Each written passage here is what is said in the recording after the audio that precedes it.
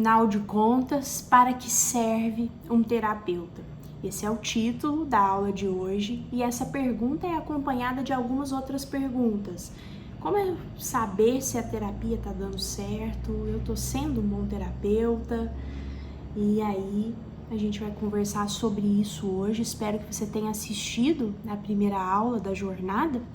Essa é a quarta jornada de prática clínica do nosso gabinete. Pela primeira vez fizemos uma aula ao vivo.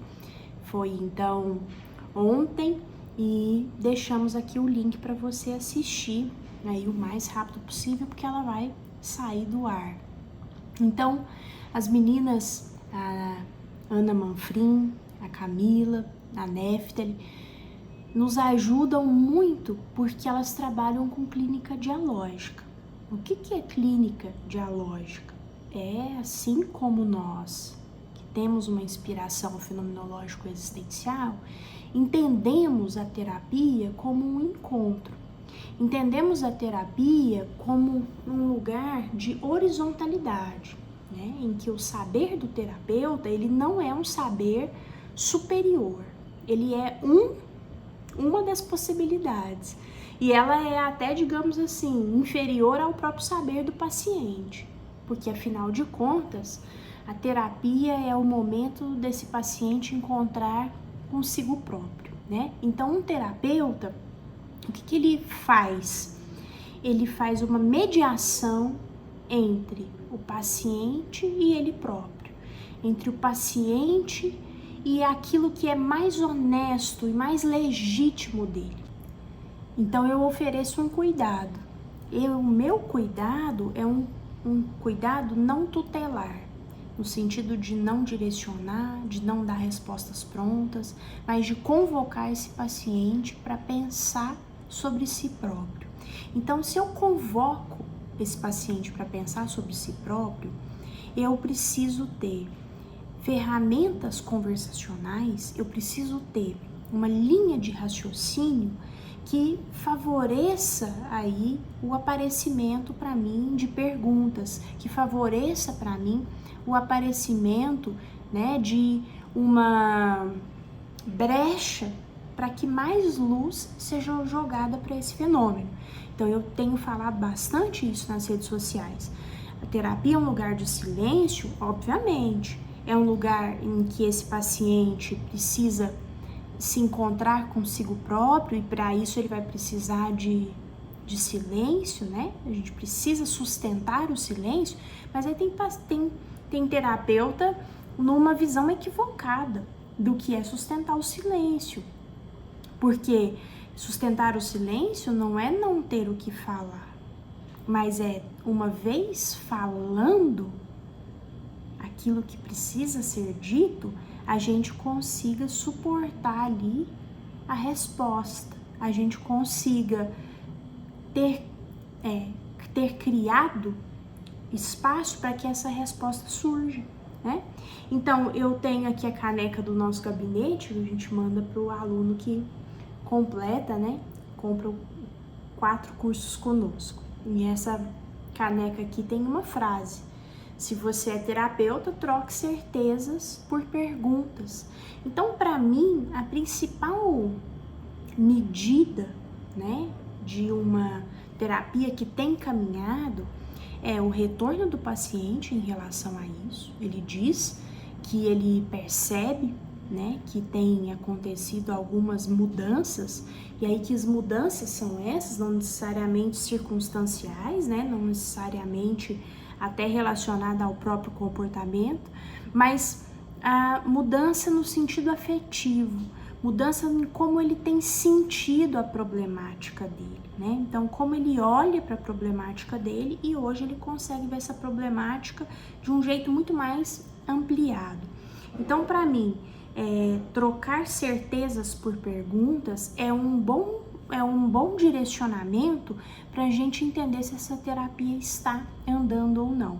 Porque se eu falo que eu quero acessar o fenômeno, se eu falo que eu quero jogar luz para que esse fenômeno apareça, é super importante, então, que aquela concepção fechada, embotada, aquela primeira noção do que é o problema, ela seja então ampliada quando eu jogo luz, quando eu faço a pergunta. Então, às vezes, ele tinha uma certeza a respeito da problemática dele, né? Ele tinha uma certeza a respeito dele próprio.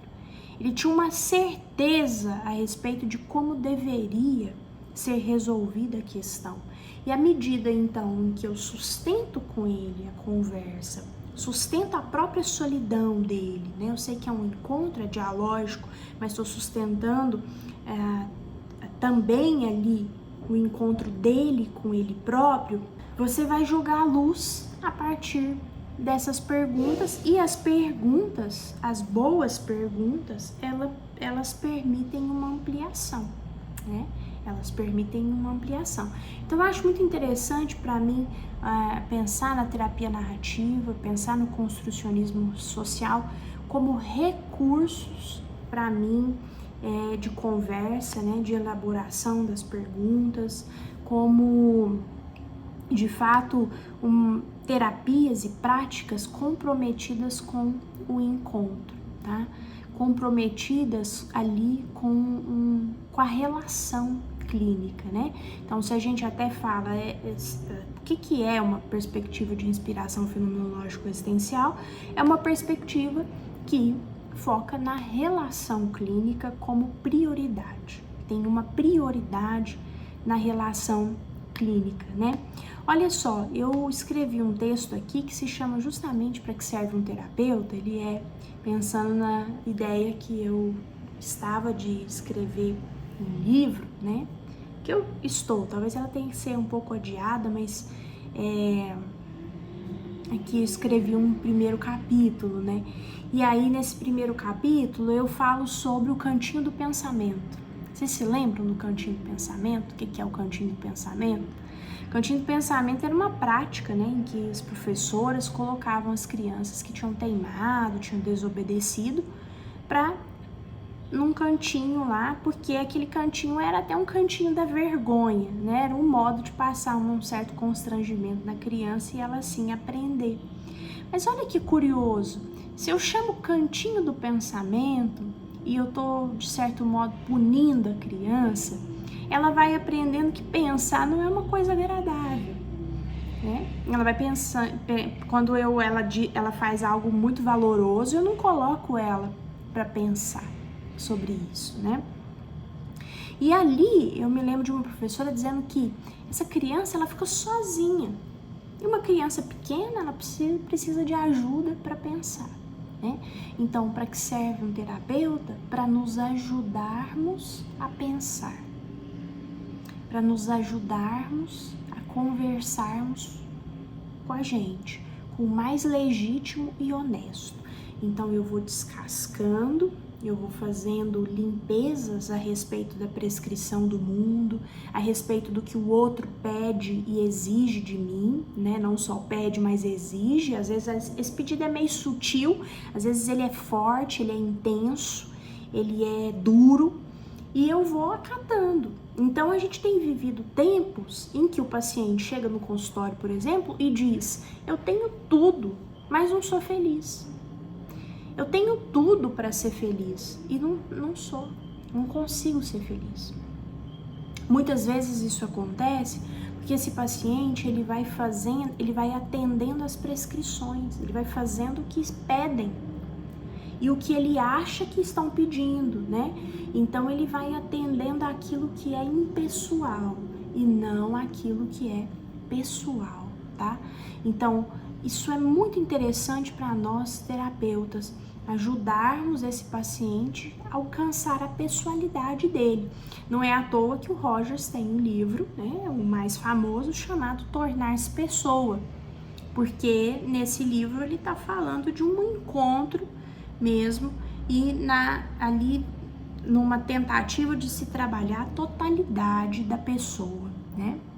Mas é pessoa porque desejo pessoal e não o impessoal, desejo espontâneo, desejo autêntico.